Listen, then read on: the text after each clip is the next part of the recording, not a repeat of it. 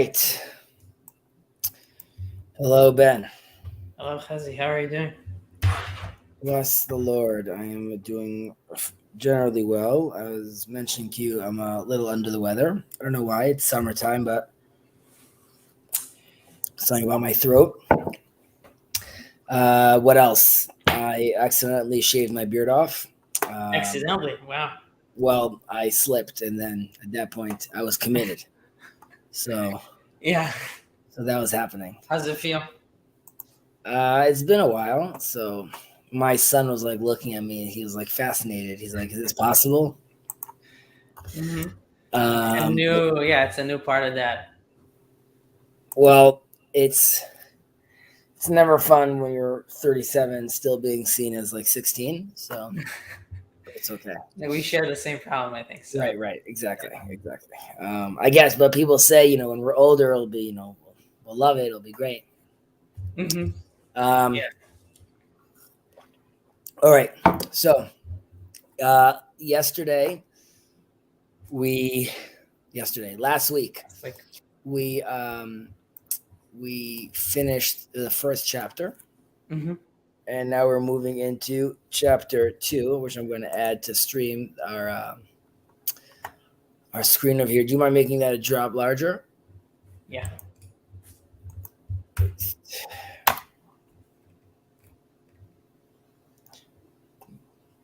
Yes, Andrew. I shaved. All right. By the way, did you go to this DC conference? No. I did not know. All right. I only go to West Coast conferences. I don't travel east. I see. Excuse me. All right. You'll forgive me if I clear my throat. All good. And Andrew, obviously, you're welcome to join if you'd like. Okay, let's take it away. Chapter 2 of Pirkei Avot. Rabbi Omer, איזו דרך ישרה שיעבור לו האדם. כל שהיא תפארת לעושה ותפארת לו מן האדם. והווי זהיר במצווה קלה כבחמורה, שאין אתה יודע מתן שכרן של...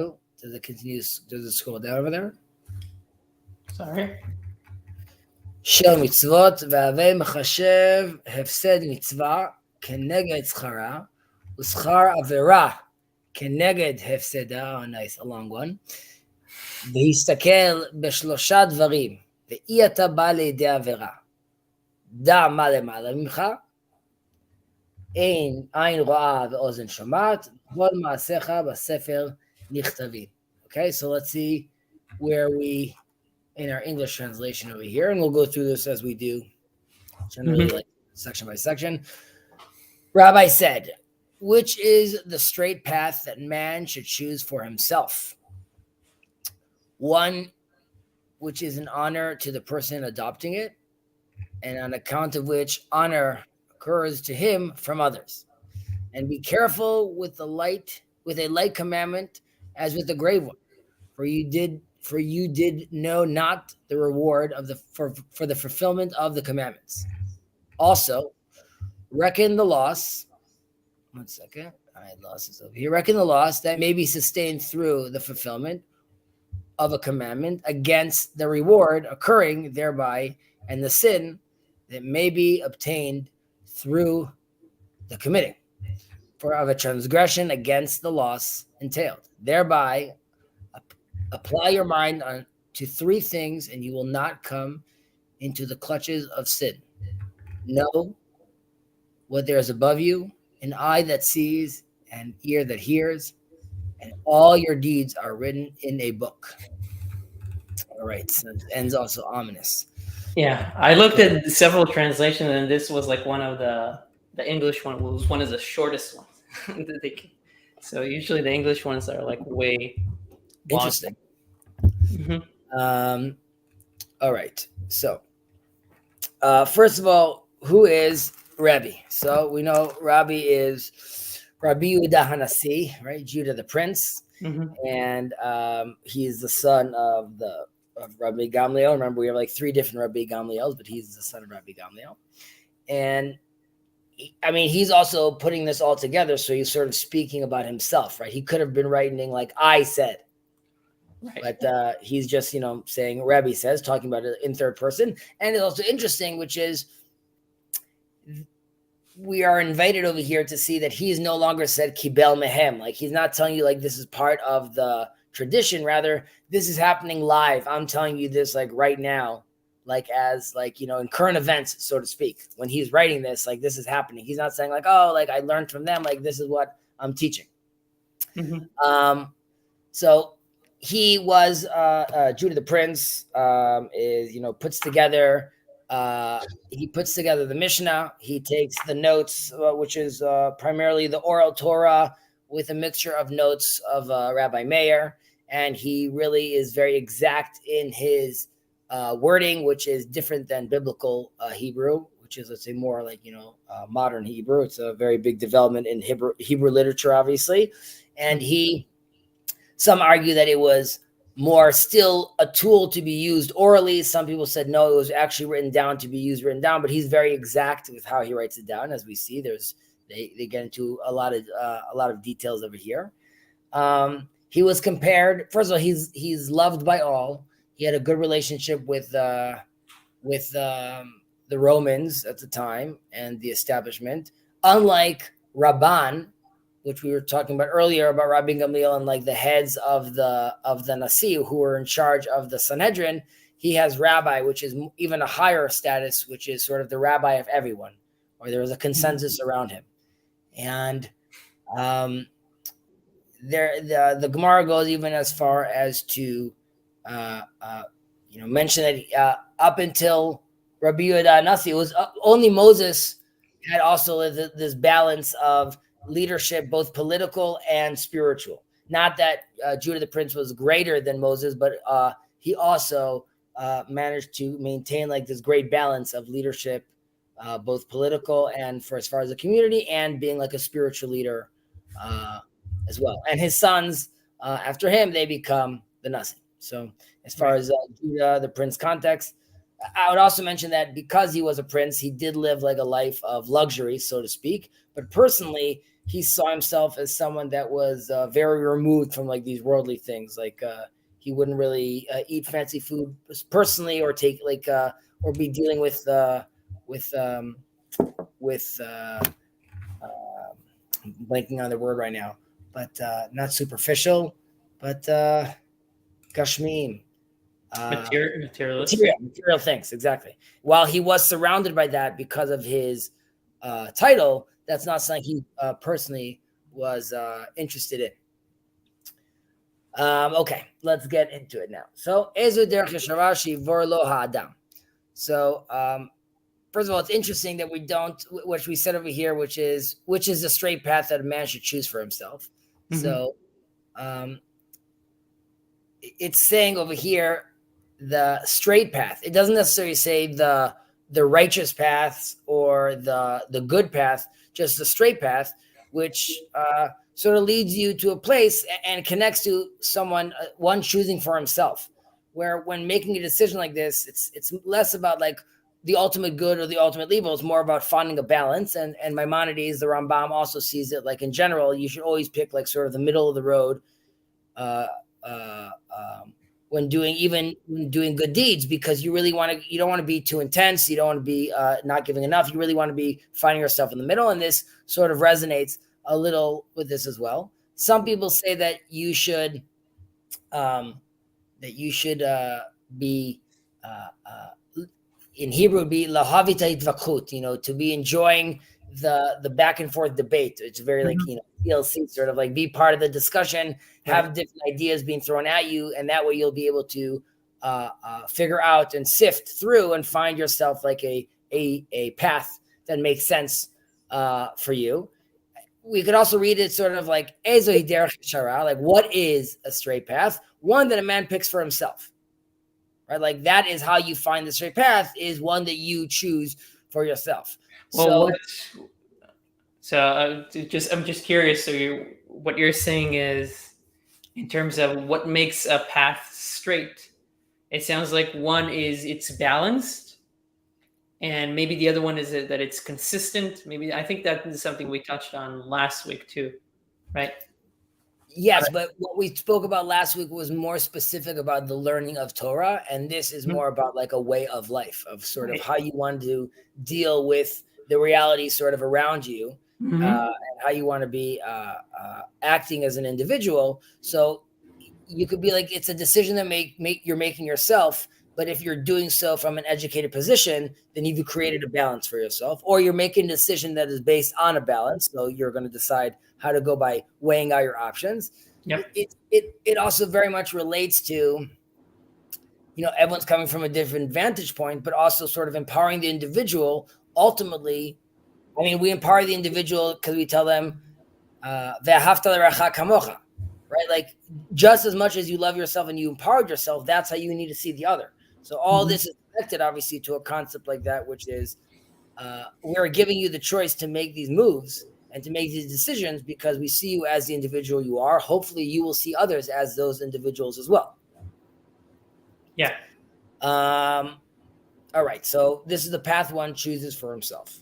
I also think that when it would be clear to say that you should follow the path of the mitzvot, but they're not saying that over here, and also they're not saying the path of, let's say, the righteous, because that is sort of like a prerequisite we were discussing earlier, that obviously you need to be doing those kind of things. This is just generally speaking how you should go about making your decisions. Okay, then we say kol shi tiferet lo aseh v'tiferet lo min hadam. Okay, one which is an honor to the person adopting it, and on account of which honor occurs to him from others. Okay, so there's two different ways you could get this honor, this tiferet. Well, there's actions that are sort of approved by society, right? So I'm doing a good deed. It doesn't really matter whether or not I think what's happening in my heart. Am I really pro helping this old woman or not? It's the way it's seen by the people as altruistic, and I'm helping people out. And then there's actions that I take for myself. Well, there's tiferet lo aseh, right? So there's people that are the ones that are actually doing it are benefiting from it and find value out of it. And then there's tiferet, one that gets honor from lo min adam. People noticing and seeing you do it, they also find glory in this. And this is also sort of creating a balance, both internal pressure and external pressure. So you should be weighing yourself based on you yourself want to be doing good deeds, that you yourself feel honorable about them. And you should be checking yourself constantly, engaging yourself with your surroundings.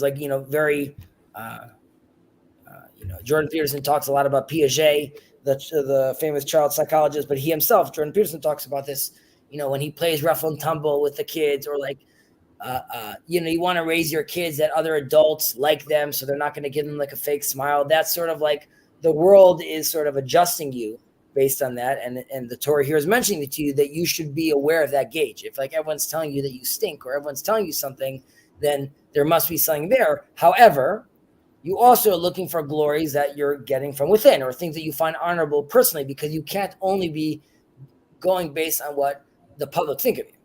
Right. So you have to have this balance, so to speak. Right. And on top of that, the additional, because I saw commentary also talking about how here specifically, like you just said, it's what did you ask me something? No, I was going to say, what did the commentary say? I'm interested. That kind of like what you said, that it emphasizes, Rabbi emphasizes the fact here that do what seems good to you and seems good for society, which seems to totally forget the fact that we have the Torah, or omit the fact that we have a Torah, which is supposed to also be the blueprint for life. So it's kind of like what you kind of mentioned in terms of you have those. So I don't know if we can see those as three elements, or really, I mean, these things are feeding into each other, obviously. But it's interesting how that's kind of like the emphasis here, particularly in this one, even though it goes into specific mitzvot and things like that. Well, exactly. So I think, as we were talking about earlier, this is still talking about the straight path and the values I'm doing. And I would believe also a lot of this falls under the rubric of derech eretz, which we're going to touch up on later, which is just sort of universal or basic morals of how to act around the world. And in that case, you need to be aware of the world that's outside, let's say, your 4 cubics of halacha, or of, let's say, your specific community or religion. You have to see how the world, olam kemino gonoheg, right? You have to see what people are doing out there. And even in later developments in halacha, there is definitely a recognition from the rabbis that there could be bottom up, emergent sort of halachot or demands or wants from the community that need to be met with sort of Torah, and then sort of sanctified or approve of such an action, even at times where it would seemingly be going against what we originally thought. But there is like a part to see like what the world is doing around you and see how that could also shape and move the whole community, and specifically a person, obviously, like as an individual as well. All right. Kol shi tifred lo sev tifred lo min adam. V'havei zahir b'mitzvah kala kebechamura. So, and be careful with a light commandment as with a grave one. So what are we saying over here? So this is like, unlike general actions that we were just talking about earlier, right? This even puts it more into context. The general things we were saying, okay, you could be a little more loosey-goosey, be doing it based on the beat of your own drum, and you got to choose your path. You got to create like a balance. When it comes to the mitzvah, when it comes to the commandments, don't be messing around. There, we were talking about earlier, there's a path. You should know what you're doing. And more than that, don't, first of all, yes, you need to be very careful. And it's telling us later, exactly following after this, because ein ata yodea matan scharan shel mitzvot. Okay, ve'avev chashev hefsed mitzvah keneged schara u'schar avera keneged hefseda. Because we don't know the value of the actual mitzvahs and the reward we're supposed to get for these mitzvahs, and you're going to end up creating like this false dichotomy or equivalence, and you're going to start trying to make these calculations of what a bad deed gives me and what a good deed gives me. And when it's saying kala kebachamura, like you might be thinking that there is a very small transgression, so I'm only going to lose on it like 5 points. But that's not exactly how it works as far as like that point system. You might be like, oh, but I did like this great, there's a joke that before Yom Kippur, the Day of Atonement, so we say that everyone is on this balance in front of God, on this weight, on this scale. And we're all see ourselves as sort of like in the middle of the road. We could go either way. And like the weeks leading up to the Day of Atonement are weeks that you should be doing a lot of like, you should be repenting, a lot of repentance, right? So there was like a joke about like, don't waste your time trying to repent, right? Just do a lot of good deeds instead. And like, you'll create like a balance because like it goes by a point system, right? So they're saying you'll be like, don't be calculating that way. 1 second. I'm just gonna confirm over here that we didn't get any comments. No, it's a slow roll today. Which is fine, no judgment. Okay. Then you're going to start making these bad calculations, and you don't know the sachar of the mitzvot. So what does this mean? How do we end up trying to figure out this calculation? Because earlier we were saying that you shouldn't be doing, in the earlier mitzvahs, Mishnayot, we said you shouldn't be doing good deeds in order to gain a reward. But that's like sort of speaking about how there was a reward. So like, why here are you telling me that I should be like ignoring this this point? And again, it's just to stress that like you don't know, even when we're talking about a reward that you get over there, or even when the rabbis, or even in the Bible that it says that if you do X, then Y is going to happen. That still doesn't mean what is happening like on an ultimate level, on a universe, on like as far as like God's plan of how this is, what's the butterfly effect from your deed, right? So you can't. The system is way too complex for you to understand the implications of any one thing that you do. Right. Now, there are other people that interpret this in sort of a deeper sense, which is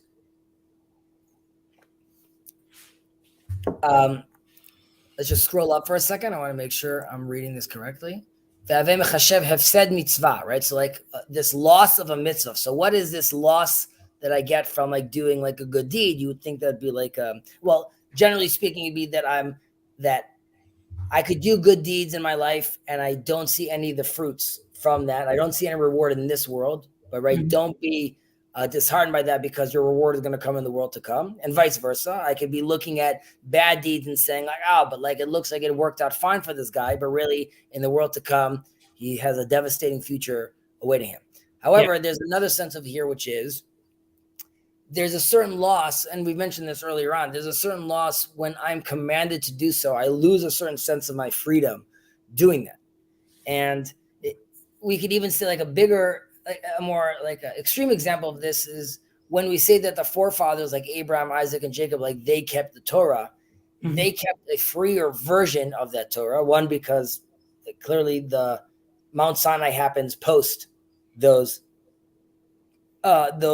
figures are walking around Israel, and secondly, they were really interpreting and experiencing the Torah not being commanded.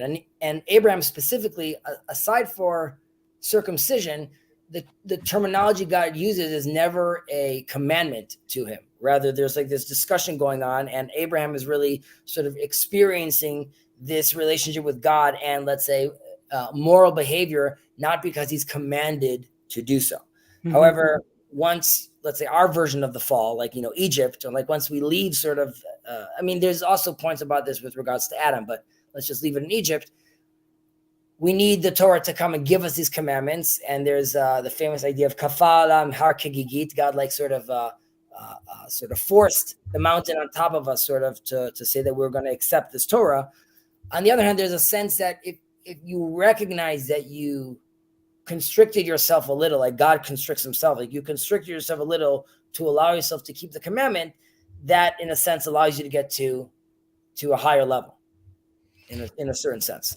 Right. So, this is what that certain loss would be. It's the loss of freedom of just being able to act just like without being commanded to do so, but just naturally knowing how to orient oneself towards like what God and the moral behavior God is expecting one to be doing in this world.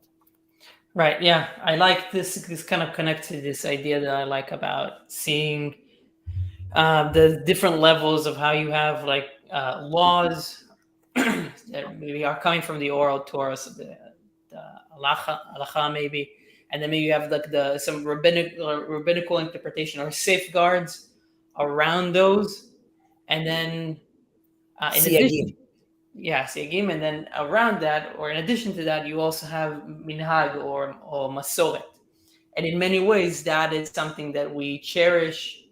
I don't know if even more, but in some sense even more, because that is something, or that God even cherishes even more, because it's something that we do, not because he commanded us, but because we know that he would like us to do that. Because we realized it on our own. That relates to the famous story that we've mentioned here many times in this little corner about the oven of Achnai, but ultimately after all the back and forth, and even the heavenly voice comes out and says that in the heavens we side with Rabbi Eliezer. It doesn't matter because we say lo b'shamayim hi. And what does that mean? We're saying it's not in the heavens. And God ultimately saying, the voice coming out saying, nitzchuni banai, the heavenly voice saying, my sons have bested me, is very much that sense, sort of when you said even minhag, when like we are building something, we're doing something, and there has been an allowance from God for us to co-create with him. And that comes with a sense of obviously a lot of responsibility, but also with some agency where we could come and say that even if it doesn't necessarily, like you just said, it's like more than a mitzvah, or can like it even in certain extent, in certain cases override even something that's written in the Bible, because there's a tremendous amount of power to the will of the people in them oriented as the people of Israel. Like God allows for an allowance for them to even best his rule, his system, as long as they're doing it from like the proper place.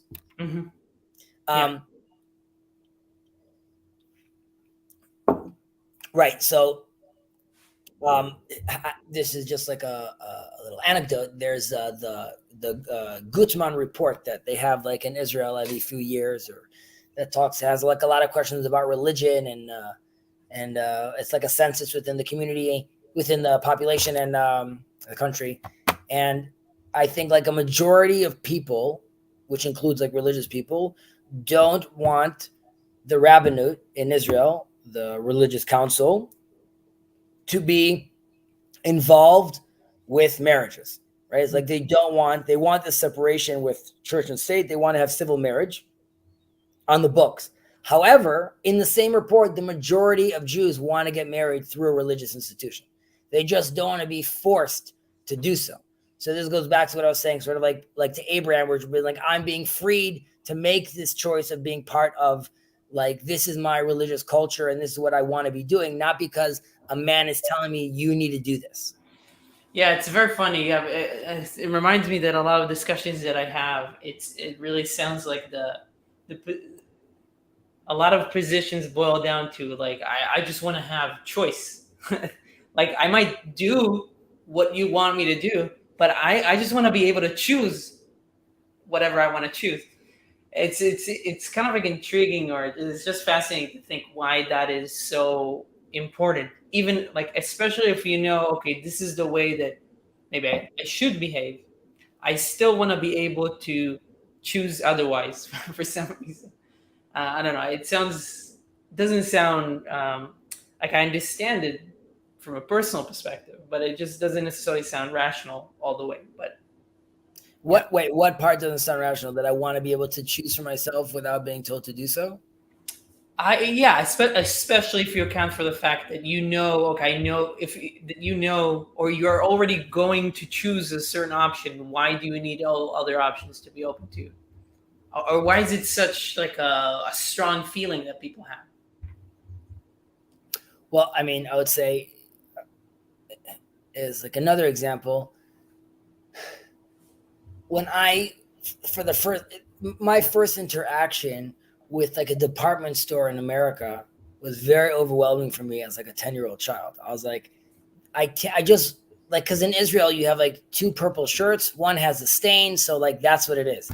Yeah, and there's no double extra large. Right, exactly. I was like, what's happening over here? Like, there's like so many, like, this is indigo and this is lavender and this is like the fits, and right. So sometimes that could be like a sort of like incapacitating, because like you can't make a decision because like, you know, the plethora of options. I also think, which is obviously, it's hard to get to this place where your choice is to submit. Right. So that is the choice you're choosing out of all the options you have, is to submit, and then feel like through the submission, that was the choice I had, which allows me to get to like this higher place of understanding. Yeah. The Seder. Okay. Onwards. And Usachar Avera Keneged Hefseda. And here too, so we had, like we said, like the classic explanation, which is like people doing bad deeds and seemingly being rewarded for it in this world, where I robbed the bank, I got the money, I'm living like a good life over here. Why is he not getting punished? However, there's another element over here, which is like, what's the loss? Like we were just saying, there's a loss about doing a good deed, which is giving up your freedom. What is the loss that we have about like doing like a bad deed? That even in the bad deed, there is a kernel of truth. There's something there that is like that is true, that is sort of pulling you towards it. Let's say a classic example would be with David and Bathsheba, right? So they say that, like, you know, it was already written in the, like, it was already it was predestined that they were going to be together, and he knew that, like, yes, the way he wrote about it was the wrong way, but ultimately there was like a kernel of truth over there that he identified and he was trying to sort of reach. And and this sort of relates to the place where, like, if you do something bad and then you realize like how you move up from there, like how you grow up, like, you know, sort of that U-shaped journey, right? That brings you to a place of sort of like, you know, you're wiser now. You could see how far you've come where you were. And the Torah talks about how makom shabalei tshuva umdin en tzadikim gomrim umdin, like as in like a very righteous man is still at a lower level than someone that has repented, or someone that has come back into the fold after being like, a wayward son. Yeah. This is sort of dangerous thinking, though, because recognizing that, like, if you go down to the depth of hell and you find the kernel of truth and you manage to bring it back up, you're at a higher level. Then it's sort of an invitation to tell someone, so really I should sin and then repent, because that is me sort of going through that whole cycle, which we could even ask with regards to the Israelites. They're in the desert all this time, right? They saw the big man, they saw the 10 Commandments. You'd think like, they are committed to God. However, they quickly fall into idol worship with Baal Peor. And Baal Peor, if people don't know, that would be, it was sort of like public defecation, basically, and an idol, yeah, to this idol. And the reason you could see this is because you could see a sense where if you, and this is what can be dangerous sometimes about Kabbalah, or even recognizing that the root of evil comes from God himself, or the concept of like leit atar panumine, like there's no space void of you. So if I'm fully, I'm embracing monotheism, and God is everywhere and God is everything, and I'm also part of it. So even the act of public defecation, I'm going to find the kernel of truth in that, and even that I could conquer through doing that in a divine way. And like I'm trying to find favor in like the Israelites at the time, that they were doing this from a sense of being like, we're so monotheistic that we could even conquer this crazy idol practice over here, but we're going to sort of elevate it. But that could be where you go astray, thinking that you could, and we spoke about this earlier in earlier Mishnayot, where you have a bad neighbor or shachan ra. Be careful when you go into those depths trying to redeem him, because they're saying very honorable about that, recognizing the kernel of truth or the kernel of righteousness or goodness, and even a very evil person. So you want to go in there and bring it out, but you very quickly, and if you do, you're at a high status, but it's very risky to do so. Right. I feel like that might connect to the what we said about lo l'shem pras, not for a reward. So there's something about the intentionality of like why, the reason for why you're doing something. If it's for you to get rewarded after the fact, that might not be the best way to go into something. And then it kind of connects to this idea, I feel like, where you think mythical stories. I think Jordan Peterson mentions it with the Egyptian myth about when you go down. I'm not sure which character, but when you go down into the Valley of the Whale, or you go to the underworld, you might fight the evil spirits under there, but you might lose an eye in the process. So it's beyond like Horus loses one of his eyes. Right. So that's the real risk of all of that, and then you might not return the same person. Like you don't know what is going to happen to you as you go through that process. Correct. You don't know what you're going to lose. Mm-hmm. Agreed. There's just to talk a little more about this idea of like all stemming from God, and why it could be like a dangerous idea, because there is this famous woman, wife of a rabbi. I'm forgetting her husband's name. I think Rav Nachman is his name, not Rav Nachman from Breslov, but a different Rav Nachman during the Talmud period. And he has a wife, and her name is Yelta, not Yenta, Yelta. And Yelta she wants to eat meat and milk together. And she's jonesing for, like, it can't be that God has created like these restrictions in this world, which God is all holy, right? This is like an attempt to, again, like in a smaller version, to conquer Baal Peor. How can I conquer all these different industries or all these different elements? Like, why can't I not have a perfect union with God if I recognize God?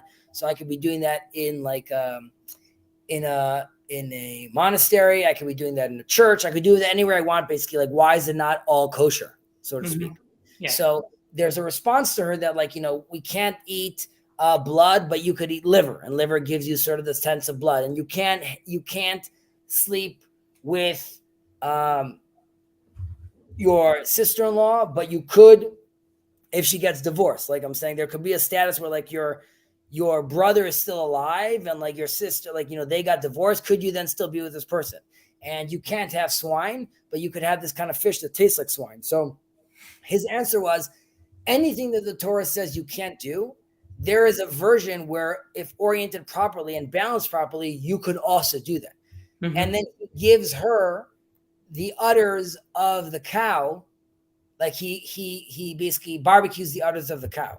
And to her, he says, this is the kosher version of meat and milk, because I took like the udders that like create the milk and I barbecued for you, like, it's the meat that you're eating. And this is how you could do a kosher balance of that. And the idea was to show her, not because she was just looking to like party, rather she was attempting to really find that space where like everything could be sanctified, which we know with Aaron's sons, they are indeed holy. But, and there are even rabbis there are even interpretations that they're at a higher level than Moses and Aaron. But when you're at a higher level than Moses and Aaron, then it's game over. You have nothing to do in this land. You just go to fire and you go back up to the sky. Like, you got to be very careful what you're playing around with, sort of like at that level, or you're trying to find this balance where I could be like the holiest person. And if you're not oriented or configured properly, that could be devastating. Mm-hmm. All right.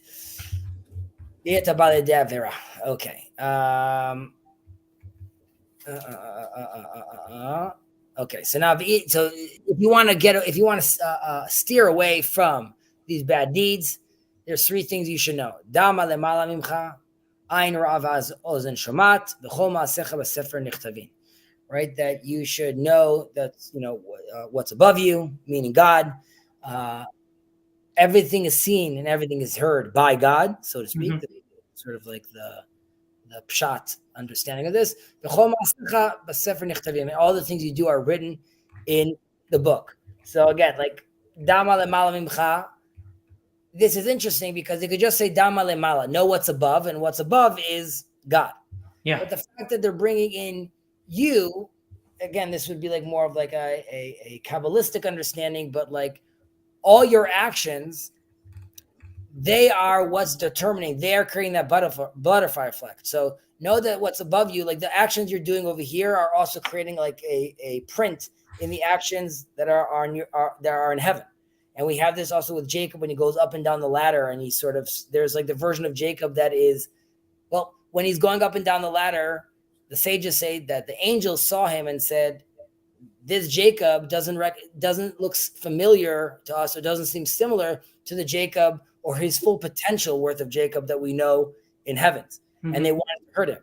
And, God protects him from this, but this is sort of a point that we all have this version of us, the ideal version of us, that we are constantly sort of going up and down from on this ladder, but we are trying to sort of always fill that potential.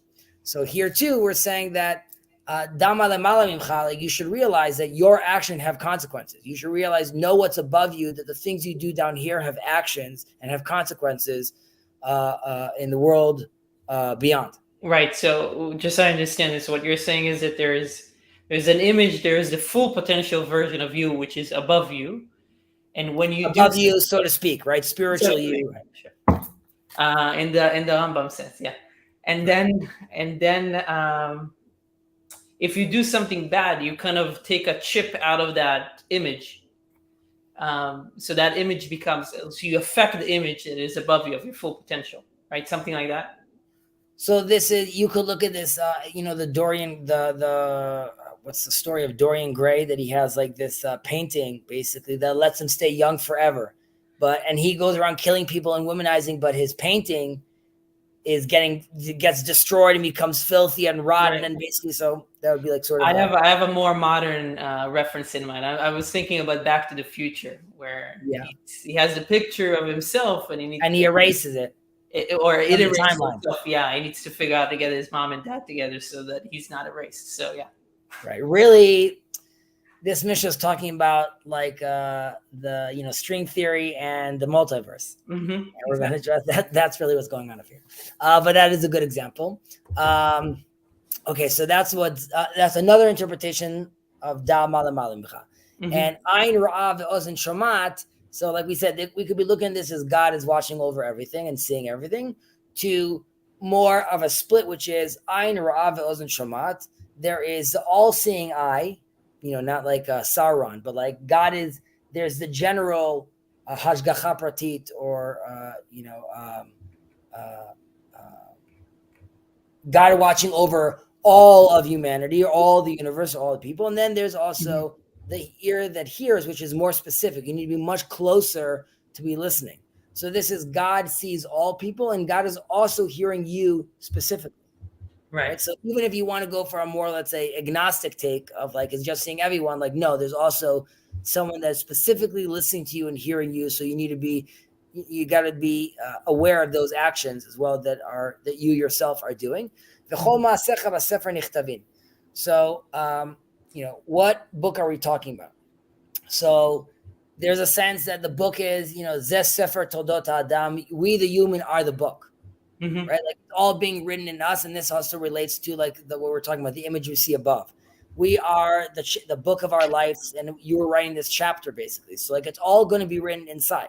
So you want to be sure what you're having in your biography, because eventually, we're going to read through it, and we're going to see that in your 30s you were doing a lot of lines of cocaine. So like that's going to be there. Another interpretation is the book being the world. When Moses goes to God and says, when God tells Moses that he's going to destroy the Israelites after the golden calf, he's like, I'm going to start anew. I'm going to do it with you. So Moses says, like, that's not the promise that was made. And mechenina mesifrecha, erase me from your book. Now,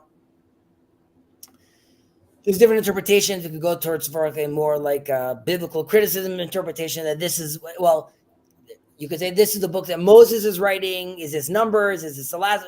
We could go from literally speaking, or to Moses saying, erase me from this world, from this book that you God are writing. If right now as far as you and I are concerned, this interaction that we're having right now is a chapter in the book of our life, right? So Moses is saying, erase me from that book. I'm not interested in being in this world anymore, if that's going to be the case. So this too, when the deeds are written in the book, they are being seen, they're being written down in this world, which relates back to the eye that hears, the ear that hears, and the eyes that sees. You're living in this world. We just told you recently that you have to be careful of your deeds and your actions, and talking to your neighbor's wife and being careful of a bad neighbor. People could see you. People could hear you. These things are being written down, and for all intents and purposes, it's going to be like things are written in the book. The internet doesn't forget. Right? Like you could be canceled 10 years down the line because it's all written down right now. And you can't erase. I mean, I don't know. Maybe there are ways to like erase like your search history, but you can't erase the history at this point. Yeah, it's interesting to think about it from that perspective. Because the question is how good or bad is that? You can have a claim that like these things should not be permanent, or to allow for some kind of like some kind of forgetfulness, or some measure of forgetfulness might be useful. So I don't know, like saying all the deeds are written in a book might seem a little extreme. Like, really, I need to account for every single thing? Well, that relates to hizaru b'divrachem. Be very careful with what you speak, with what you say and your words. And like this goes all the way back to being very specific on how you're even being understood. So the attitude is yes, you should be, Jordan Peterson's about not lying, or people saying walk with your back. All these things need to be calculated and accounted for. Eventually, you want these things to turn into a system, right? As we mentioned in the past. The prophets realized it doesn't work. Giving people like these philosophical truths and like they need a system, right? So we create this iOS system called Judaism, which gives you which shoe you tie and which thing you bring, just to constantly make sure you're in this mindset. Which let's roll over to the next Mishnah. We'll see if they keep on hammering in this as well. Okay, where are we now? Rabban Gamliel, another Rabban Gamliel. We love these guys; they're all over the place. Okay, Rabban Gamliel bno shel Rabbi Yehuda Hanasi אומר, יפה תלמוד תורה עם דרך ארץ, שיגיעת שניהם משכחת עוון. וכל תורה שאינה עמה מלאכה, סופה בטלה וגוררת עוון. וכל המילים עם הציבור יהיו המילים עמם לשם שמיים, שזכות אבותם מסתייעתן וצדקתם עומדת לעד. ואתם, מעלה אני עליכם שכר הרבה כאילו עשיתם. So let's do this English translation. As I'm reading this, I see this also going to be very apropos to where we are politically, unfortunately. Ramban Gamliel, the son of Rabbi Judah Hanasi, said, excellent is the study of Torah when combined with worldly occupation. Okay, so they just decided over here that Derech Eretz means worldly occupation, okay? Yeah. For toil in them both keeps sin out of one's mind, but the study of the Torah, which is not combined with the worldly occupation, in the end comes to be neglected and becomes the cause of sin. And all who labor with the community should labor with them for the sake of heaven, for their merit of their forefathers sustains them, the community, and there the forefathers' righteousness endures forever. And as for you, God in such a case says, I credit you with a rich reward as if you yourselves had actually accomplished it all. Okay, very, very, very nice. So let's break this down. First of all, Rabban Gamliel, like we said over here, is son of Judah the Prince. In the Talmud specifically, when Judah the Prince is dying, he says explicitly that they should he should be next in line as being the Nasi, even though he was not as great a Torah scholar like his father was. He was extremely God-fearing, and his brother Shimon. His brother Shimon was a great Torah scholar, and they worked together. He depended on his brother for, let's say, the Torah portion of his role was based on his brother. So it was sort of like a nice relationship, seemingly, that they had. I don't remember so much more about him famously, but there could be other famous stories that I'm not thinking about right now.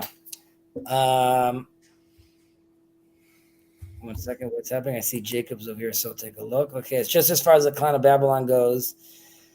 I climbed up the ladder, and the version of myself was without a beard. So I just, I want to be closer to that thing. And all the people watching this, and none of them pressing like. Okay, I guess as they say, like and subscribe. But I don't know what you're subscribing to. So, to Jacob's channel, you should subscribe, definitely. Actually, I think here we're going to be knocking a little. There's going to be maybe some Zionism talk and some Israel talk. So off the bat, Jacob doesn't endorse Zionism and Israel. Israel's government is Satan's work. I hope that's good enough. That clarifies things. Yeah, I hope that clarifies things. Okay, so we said who Rabbi Gamliel was, and we're moving on. Again, excellent is the study of Torah when combined with worldly occupation, for toil in them both keeps sin out of one's mind. Okay, I don't know where meshakachat avon. Okay, so it keeps it out of your mind. So first of all, derech eretz, like they're saying over here, worldly occupation. There's an interpretation that this means basic morality in a certain sense, working within the world, right? Being aware that yes, there's a spiritual world, but at the end of the day, I breathe air. I need we need to get water out of the ground. You need to start working. So you got to be living with the reality around you as well, and living within that world, which would be like a worldly occupation, which will result in a worldly occupation. as well. So it's also interesting if you were just looking at the way usually the order traditionally is derech eretz, right, worldly occupation, or let's say basic morals, the mitzvot, the commandments, and above them is Talmud Torah, right? We've said earlier that Talmud Torah is like outweighs them all, basically, of like whether you're doing good deeds and things like that. Like Torah is on a we put it on the pedestal, but here Rabbi Gamliel is coming and saying, no, I'm going to take the basic level, which is the morals, and I want to elevate it all the way up to be side by side together with what we said is the highest, which is the Talmud Torah, which is really like, in a certain sense, it's saying like, yes, of course, you must keep the commandments. However, if it's not being done through the framework of Torah, which is also framed around with derech eretz, not only being worldly occupation, but also being sort of moral and just, altogether, you need that full package, so to speak. And that is considered yafeh, which means like pretty, but usually that translation here means it's effective. As in when you do two of these together, it bears fruit. It shows that it's an effective method to get the message across and the things you want done properly. Right. I find it interesting that it also says like the yigia, and I guess here it says toil, so that fits, because yigia or toil is like, it's a major occupation, or it's like really, it's not like just dealing with it or doing it it connotes something more with like more weighty, right? Yigia is like something that you sweat over. It sounds I mean, specifically when it says for toil in them both keep sin out of one's mind, I think it's giving like a very practical and estimation of what the result of doing toiling in Torah study and toiling in a worldly occupation is going to just have you too busy to be thinking about other things. You don't have time to be dealing with sin or gambling or, getting addicted to, pick your vice, basically, because you're too focused doing this nonstop, basically. And again, this is layered on top of all the things we said earlier, that you got to find a rabbi and you got to learn and you got to make the time for the learning. And it has to be like part of your day and not just a hobby, right? So there's already all that stress on like how to learn Torah properly. And they're saying, obviously, that whole intense method of learning Torah, of course, needs to be packaged within this worldly occupation that you're doing, which also you got to be doing full steam ahead, nonstop, wanting to elevate and do great in that industry as well. So I have a simple question. Both of these things. Now, because the whole Torah she'eni ma melacha sofa betela vegoreret avon, right? But the study of Torah, which is not combined with the worldly occupation, right? Whether that is learning Torah in a moral sense also, as in, am I just learning, but when I walk across the street, am I not paying attention to the poor, to the hungry, to the sick? Or learning Torah and at the same time not having an occupation and a job and sort of participating in society, so to speak, and also doing so morally. But both of those are actually options of like interpreting these things. But either way, it ends up coming to be neglected and becomes a cause for sin. So here too, because it's just not a sustainable framework. And unfortunately, we see this very practically playing out like in Israel right now, which is if it's only studying and there's no working, then you don't have a system it's not self-sustaining. And yes, there were over the generations, there were very successful Jews that managed to take their funds and sort of divvy it out and spread it out and have a few more generations sort of live off that.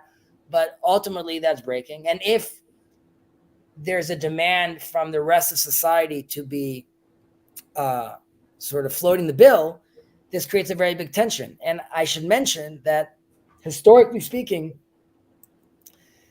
this has never been the case. That society foots the bill. Rabbi Yeshua was a blacksmith. I mean, they come to him and they say, I believe it's Rabbi Yeshua, come give us your ruling. And he says, if you have someone to take my place being the blacksmith, I'll give you a ruling. But like, I'm working right now. These are working hours. And Maimonides, by the way, talks about this because he comes out very hard against this, also about like, you can't get paid for teaching Torah. But he makes it very clear. I think it's worthwhile reading for a second, just in this context. 1 second.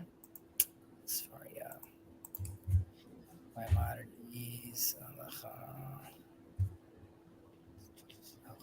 Torah. Okay, well, actually, I didn't open up his fire. I opened it up over here in something else. I'll just do a loose translation. Anyone, this is Maimonides saying, anyone that sets his heart on the study of Torah and doesn't, 1 second, let's put the screen up. There you go. And doesn't want to choose a life of occupation and is only being sustained by charity. He is desecrating God's name. Torah, and he is it's an affront to the Torah. And he has turned off the great light of the religion. And he's causing himself damage. And he is extinguishing his merits in the world to come. You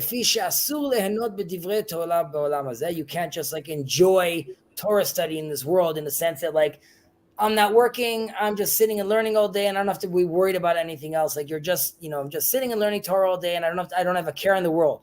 That's a very big affront to Maimonides. As you can see, he's coming about this he's being very intense about this. And then he keeps on saying that the sages say that you can't make it your graveyard and you can't just make it your crown to just be gaining attention out of it as well. And it says, as we've mentioned in our Pirkei Avot as well, like Ehovet HaMelacha Usnei Rabbanut, right? Okay. Maimonides is very, very intense about this. That there really is no place for the society to be funding this. And he mentions, not in what I read, but we shouldn't think that in the times of the sages, people weren't righteous and people weren't giving charity. Just the rabbis did not expect it, nor did they ask for it. There were always very, very poor people that got help. There were very rich people. There were very rich rabbis and there were very poor rabbis.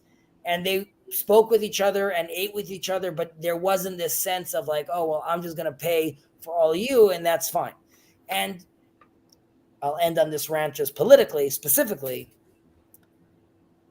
There's a sense that there's more Torah than ever before today, right? We have all these people learning. So like big deal. So there's 50,000, there's 60,000 ultra-Orthodox youth in Israel that are not joining the army. Big deal. The question is, out of all this Torah learning we have out there today, how much of it is real Torah? Like how much of it do they even understand what they're saying? Or how deep are they going into their learning?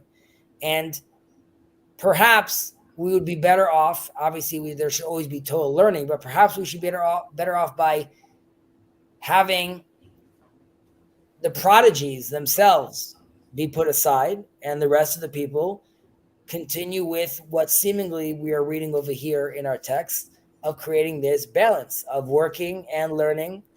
And Maimonides himself, right? He gave himself 34 years, so to speak, of deep study and learning. And then he went and got a job. Yeah, I saw Rabbi, I think it was Rabbi Breidowitz that was talking about this trade-off. It used to be that yeshivas were really for the elite. So you would only have very, very intelligent, very smart people go into the yeshivas, and the yeshivas were was at a certain level. But now, well, there are way more people coming to yeshivas and they are at different levels.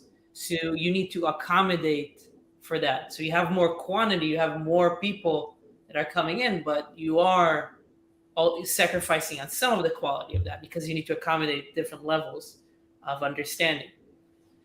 So yeah, I mean, I feel like it's kind of thinking about maybe there, at some point in the history,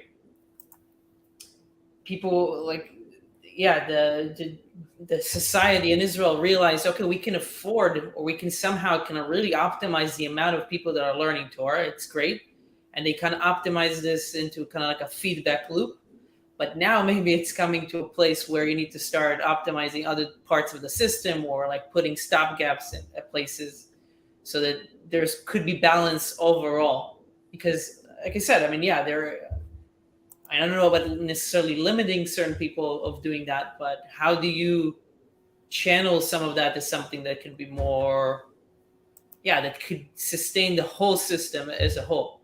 Because I think it's hard for people in Israel specifically. I mean, if I'm thinking of myself, to see, obviously you can think about a spiritual value that those 50, 60,000 people provide to the society as a whole. But it's very hard to see practical levels how that comes about in terms of how does the society gain from that. I wonder if there are ways to make sure, like, to highlight those things. So. Obviously, it's very difficult to quantify, right? What the effect of X tens of thousands of students studying Torah, and that's assuming you're valuing just classic Torah study over, let's say, right, like me building someone's house, right, like creating a kosher kitchen, building a house that's going to make sense for them, to allow them, building porches to allow them to build their sukkot. Am I not like also creating like a Torah value world? Like, am I not learning Torah by doing so? Like, so you would have to ask those two questions. But let's say we're saying no, but there's, as we learn over here, there's clearly something that's very valued in just the study of Torah itself. So then you would have to ask, okay, I'll give you that. Is what they're doing real Torah study itself? Right? Like, are they learning the Torah in the way, like, are they, I would argue, if you have many of these 50,000 students, many of them are opposed to Zionism. So I'd be like, then you must be learning incorrectly if you're opposed to Zionism and you're living in Israel and this is the reality you see around you. But again, that's just like my personal thought. But you could be like, how they deal with their community in their own ways, or deal with their own issues. Are we seeing that the Torah is, like we said, is it yafeh? Are we seeing that as being effective? Okay. Now, you could also argue, you want to see the effect, it's called you're still here. It's called we've been doing this since day one, and like we didn't stop. And more than that, like, quote unquote, secular Zionism and pluralism and liberalism, you guys came, we were here. We never left. We were always learning. Sometimes it was a minority, sometimes it was this bigger minority, but we were always here, right? Keeping the flame alive, doing the thing. And that's the name of, that's the language you use and the country you're in. So, and by the way, this came to a head a few days ago when there was a law that was brought up, potential law to be brought up, to that according to the law, we should value Torah study just as much as army service with regards to stipends and tax credits you get from the government. Right now, from a religious perspective, I could stop there and be like, well, I could see how it's valued as the same. I could also see how it's valued. Torah is potentially valued as more even than army service. However, as a civilian, what are you talking about? These are people that are dying, and you're talking about me like this very specific version of Torah study. You want to now say, like, not only do you not have to be working and you get stipends, you want to get like more stipends because you want everyone to value you at the same level. I just think that's, you got to read the room, right? It's too much to ask from, let's say, even a traditional population. Secondly, then you have to start really asking yourself, like, okay, is that version of learning Torah really the same as like people that are willing to sacrifice their lives or not? Obviously, there's like the whole political thing that like the optics of it doesn't look good. However, like I said, which I don't think many Israelis think about, I can understand from a religious point of view them saying, of course, the value of Torah is more than even one individual person's life. Like, yes, that's true. That's not something you could say, and that's not the Torah. If that's presented as when this guy says Torah is valued more, he means like reading from a book. And the Torah that I would argue is valued more would be the Torah that allows me to manifest in worldly activity and create a robust society. And that itself, those actions, obviously, as a whole people, are worth more than just, let's say, one soldier per se. But that's like Torah really, and it's sort of paradoxical because you would say one serving to protect Israel with his life is doing like a super high level of Torah manifestation on the ground. So obviously these things are still very apropos. People joke around that Maimonides' books were burnt because of his theology and philosophical tendencies in his book, The Guide to the Perplexed. However, you could also say, based on what I was reading earlier, that the Maimonides' books were burnt because his take on the need to learn Torah together with work, which many people are a fan of. Hello, Yosef. You're welcome to join as well, sir. I saw that he has a quote in Mishneh Torah where he says you should start by first getting a job, then getting a house, and then getting a wife. There's the Gemara talks about is you must teach your son how to swim, and swim is less. I mean, there's the actual swimming action of teaching your son how to swim, but there's also teaching your son how to swim as and navigate himself in the world, survive in the world, survive out there in many other situations.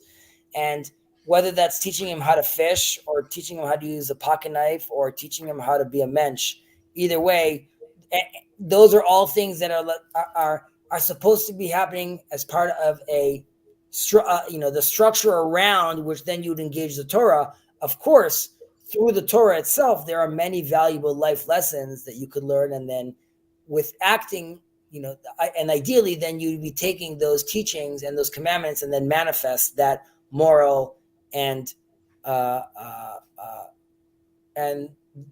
that commanded action as well, altogether, is manifesting in, what would we say, derech hayashar, as we were talking about earlier. Yeah. By the way, our prayers and wishes go to Yosef. Some of his family members are unfortunately sick with COVID, even though that's such a 2020 thing. Regardless, they should be blessed with a speedy recovery. And in the meantime, when they're at home, the silver lining will be that they're safe at home and spending some quality time together. So I hope that that works out well. Okay, we'll continue where we were. Where did we stop off? No, we said, so Goreret Avon, obviously it's not a sustainable structure. We can't be doing this. V'chol Torah she'en ima melacha sofa betela u'goreret Avon. Exactly. V'chol amelim im hatzibur yu amelim imam l'shem shamayim. So this is like, the legit nonprofit action, right? To be doing this. The people that are working with the Amum, that are toiling together with the community, yu amelim imam l'shem shamayim. They're doing this for heaven's sake. Okay, it's very important that they're doing this for heaven's sake. Shezchut avotam mesayatan v'tzitkatam omedet la'ad. So there's different ways of interpreting this. One is that because they're doing it for heaven's sake, for real, and it's nonprofit for real, and there's no vested interest, you're not necessarily going to be able to compete with the other people in the political game. Right? If I'm not going to take that super PAC money, and if I'm not going to be doing those trash those trashing campaigns, my numbers are going to suffer.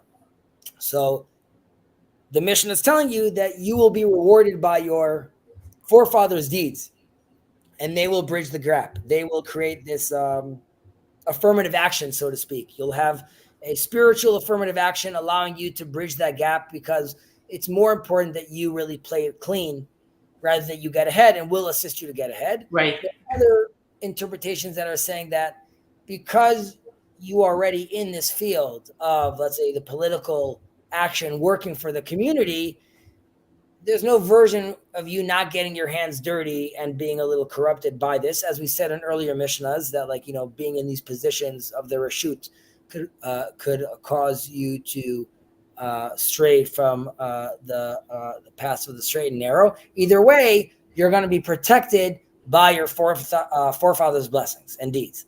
So even if you transgress, we'll still protect your whole endeavor, generally speaking, because for your forefathers' sake. So that's like another way of looking at it. V'atem ma'aleh ani alechem sachar harbe ke'ilu asitam. So this, relates to also the famous saying of gadol ha'maaseh yoter min ha'aseh. It's like, it's more about walking the walk and then talking the talk, or the actual action that comes. When you could say, like, these are politicians on the ground.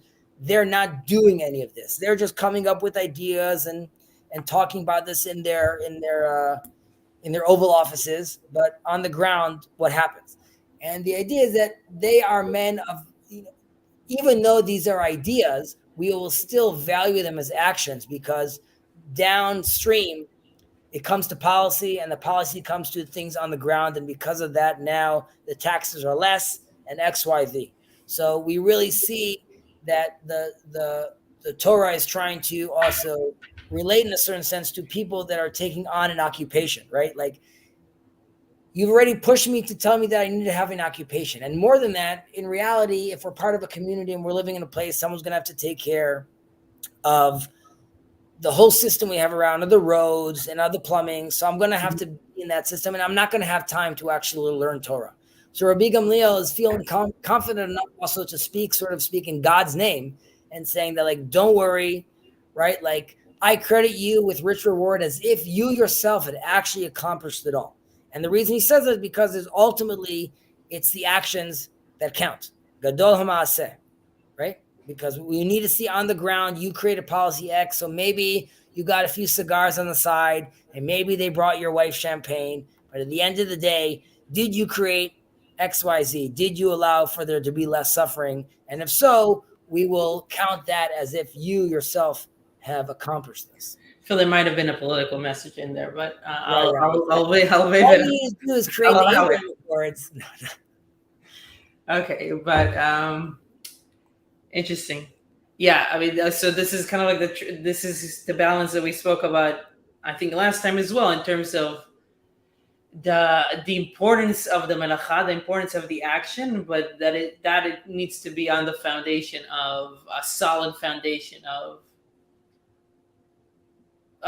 learning, right? So us even learning this allows us to do the things to orient our actions or to orient our behavior in the right way, right?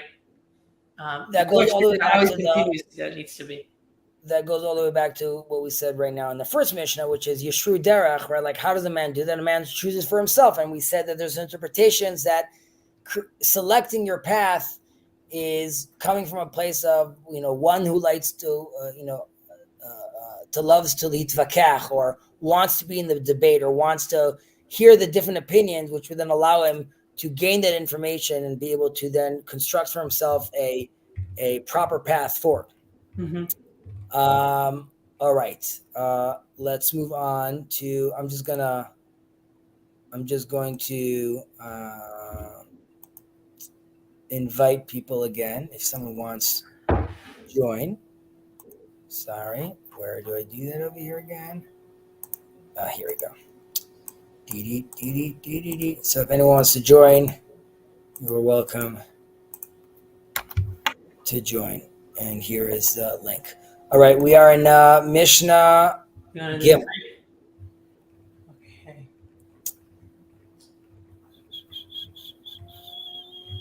All right, nice and short. Okay. הבו זהירין ברשות, שאין מקרבין לו לאדם אלא לצורך עצמן. נראים כאוהבין בשעת הנאתן, ואין עומדין לו לאדם בשעת דחקו. Be careful in your dealings with the ruling authorities, for they do not befriend a person except for their own needs. They seem like friends when it is to their own interests, but they do not stand by a man in their hour of distress. So it's, this is very, very, very true. So we've mentioned this earlier also. Lo lehitva'ed larashut. In Pirkei Avot, we said this. And also be very careful with your dealings with the authorities. Obviously, the translation is sort of is right on the money over here, because, well, first there's another interpretation which is Zehirun Barashut, which is if you take a position of political authority and power, be careful that you recognize where you come from and you're representing your voters and you're not getting lost within the system of the reshut. Okay. Secondly, there's another interpretation over here, which is reshut, meaning the reshut that God allows for the evil inclination, for the Yetzer Hara. And you need to be careful of it because it sort of brings you close, seemingly, but for its own intention and its own needs, and it seems like it's your friend, but when you're left in the middle stuck, it's nowhere to be found, right? So that's like another interpretation. But generally, it's like we were saying that the authorities, as we know today, and as we could see with this UAP and UFOs hearings, that they have their own interests. There is a deep state, and this is true probably in every country, which is like sort of a built-in entity, like a built-in system that has its own interests and it's self-replicating in its own way. And sure, they don't mind giving you your 15 minutes of fame because ultimately they won't be there in your hour of distress. And more than that, they might end up causing your distress. Just like you're hearing from this guy, and forget the context of it being aliens or not. This guy's trying to give out information, threats to his family, to himself, to people that work with him. And you could also see this, unfortunately, even in the political system here, where we had this horrible scandal with Pegasus technology for spyware that the chief of police over here said that, like, they barely used it, and now we find out that like they were spying on everyone. So the authorities are extremely, extremely sneaky, and we are in a generation which seemingly, like, people forgot this. I like calling it like the Walter Cronkite era, where if he told you the news, I guess that's what the news is, and like that's what it is. But now we realize that everyone in these positions of power is bending the rules, lying, playing games. I've mentioned this before, that if we had the same level of scrutiny and cameras today, you'd find a picture of Gandhi really eating when he was supposed to be fasting, because we see that. And as the mask is slipping, because you also have like a generation that doesn't keep up with like the internet and technology with regards to understanding how pervasive and how, using the terminology we used before, an all-seeing eye and an all-hearing ear. It's very hard sort of to hide that. But back then they were aware of it as well. And obviously that has to do with the context of, the Jews dealing with the Romans at the time, or anyone occupying Judea at that time. So they had to be very, very careful. And while they had seemingly good times and good relations with Rabbi Yehuda Nasi, Judah the Prince, and his relationship with the different emperors at the time, there were very, very difficult times as well. And we mentioned in the past of their dealings with Herod and how he basically wiped out the whole Sanhedrin. So I would say this is a clear warning that we need to be careful when dealing with the authorities. I think, if I'm not mistaken, can you scroll down to the next Mishnah? I think it's like a big one. Yeah, yeah. It goes down. So I think we'll stop it here. We'll pick up with chapter 4 next week. Sounds good by me. Sound good? All right. Do you want to cover the last sentences or? Did we not say the last sentence? Sorry. So we mentioned this, that they Right. seem, when Right. sort of like a thorn bush that we mentioned, it's sort of easy to come in and hard to come out. Mhm. They will seem all loving, and you have this with sort of every movie today with like what Hollywood is promising you, but then the agents come and eat you, or they're vultures, they're out for blood, and you could see with any superstar today that ends up falling victim to their own fame, or anyone in the 27 Club. That these are people, and by the way, these are not people that like this is fame and not authorities. But I'm even looking at authorities of people in positions of power that seemingly have your interests but don't, right? Yeah. So I guess maybe my final question, if I can squeeze it in, what's the etymology of like reshut? I was like, how do you is there anything useful to know about that word specifically? reshut, well, it's Reshut. permission to, or the authority to have permission to do something, and yiten lecha reshut, the option to do something, right? I'm saying kol tzafui v'reshut natuna, right? Everything is known, but you still have the option to you have free range, so to speak, to do your own thing, which relates to sort of more like free will. But the reshut harabim, reshut harachid, right? Like your space. So there's different ways it's used. Yeah, for some reason in my mind, there was the image of a reshet, like a web, like a reshut, an authority becomes this complex web of goals and incentives that entangle themselves. So it's very hard to get out of that as well. That's interesting to think about it coming from that context. Reshut. I wonder if it does have to do with if there's any sense of it that relates to netting. I don't believe so, but I'm always open to hear. What do we have over here from our boy? If I was a corrupt politician, I would just buy a bunch of pistachio ice cream via room service. The people that are okay, he's ripping on Sarah. It's all good.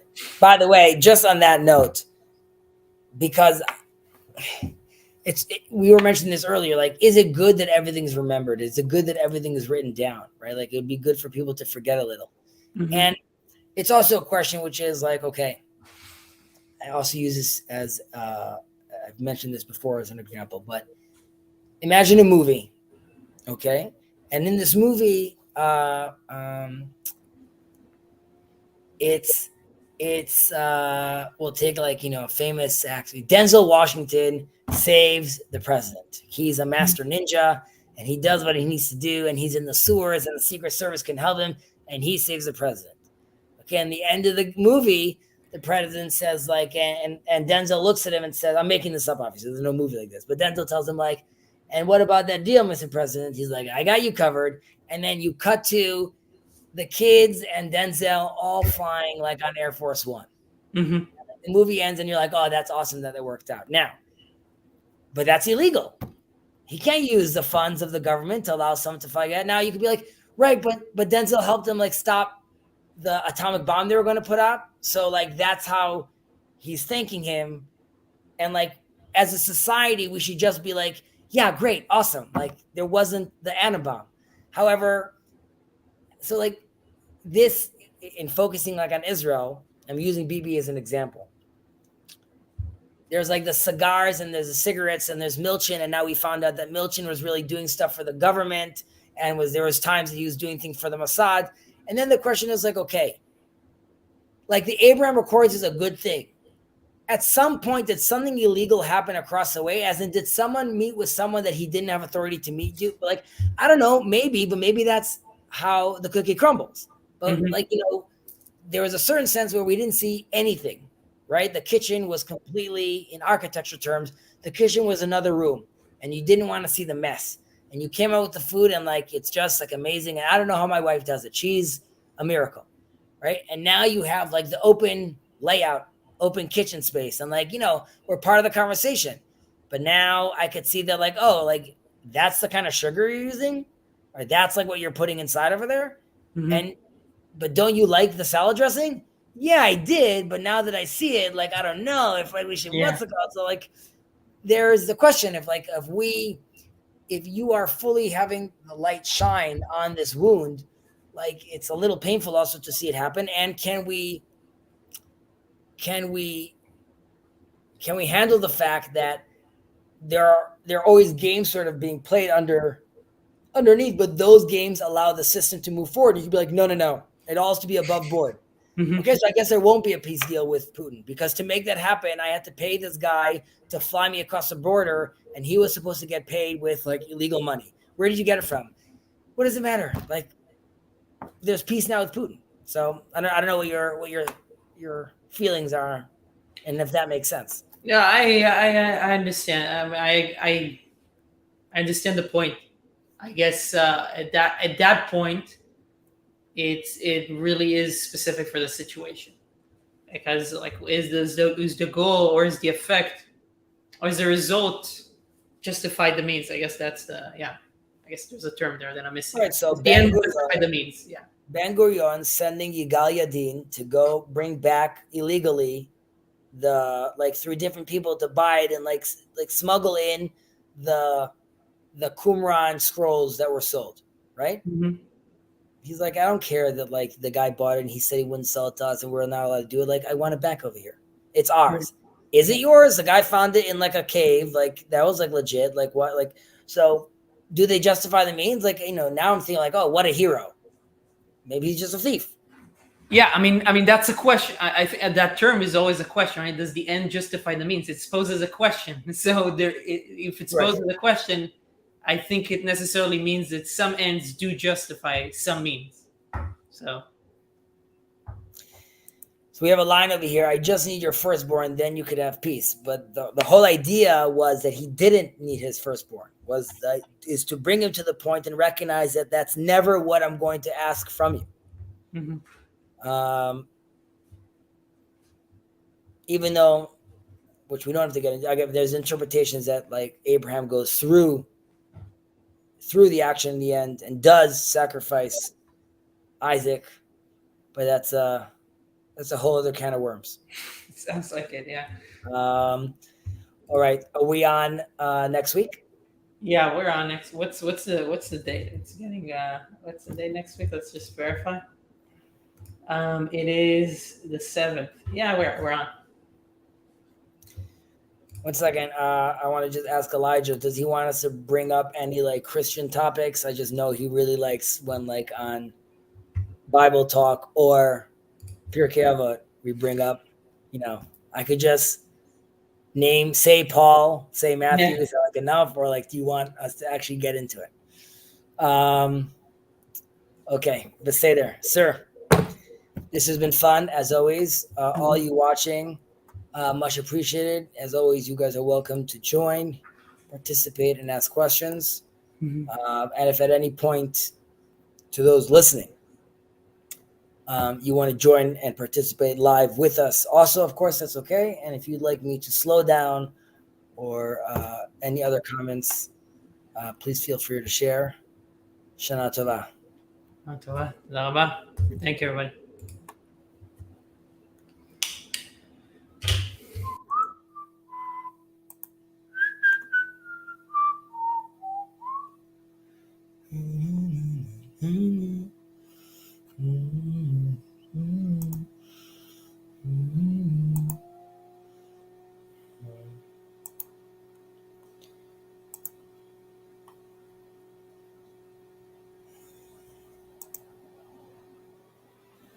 Dun, dun, dun.